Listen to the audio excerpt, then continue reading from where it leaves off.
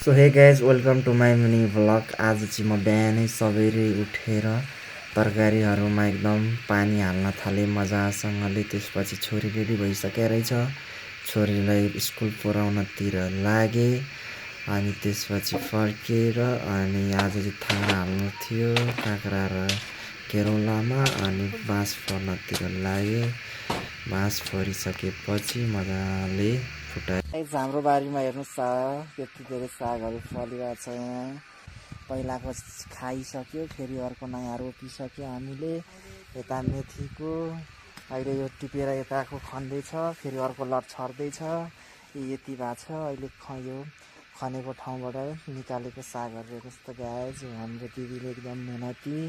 यतिको बुहारी त घरमा चाहिन्छ हजुर। भाउजू नि कम छैन, हेर्नुहोस् आफ्नै कलिलो हात खेलाले मजाले केलाइरहेछ झारपातहरू।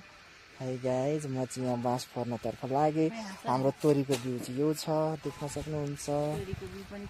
खतरा छ, गाउँदेखि पठाइदिनु भएको मम्मी बाबाले। कति मेहनती, हामी नि यहाँ मेहनत गर्दैछौँ। हेर्न सक्नुहुन्छ बाँसहरू भाँच्दैछु।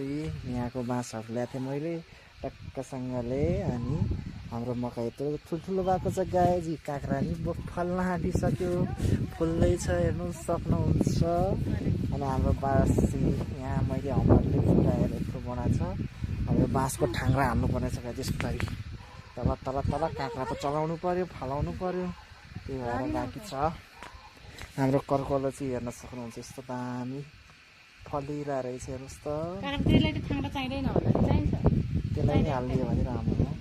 देख्न सक्नुहुन्छ हाम्रो बारी, यो खरिसा बारी घर त्यहाँ नजिक भएपछि त्यो पानी आउँछ, त्यो पानी एकदम मलिलो माटो हुन्छ। देख्न सक्नुहुन्छ गाइज।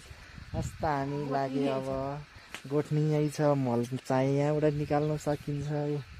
हेर्नुहोस् हेर्नुहोस् हेर्नुहोस्, यहीँ छ गोठ मल। गोठ चाहिँ फेरि हाम्रो होइन ल गाइज, है हाम्रो होइन, त्यो चाहिँ हाम्रो। तर यहाँ हामीले घाँस दियो भने उनीहरूले मल दिन्छ कि एक्सचेन्जमा। पहिला मान्छेहरूले दिन्थ्यो नि, अन्न दिएर अन्नै साट्थ्यो नि, त्यस्तो खालको सिस्टम छ यहाँ चाहिँ है।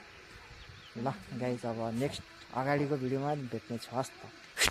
त्यसपछि भाउजू र म बाँस ठोक्नेतर्फ लागेँ। अनि थाङ्रा बाँध्न थालेँ, चारै साइडतिर सेप दिन थालेँ मजासँगले।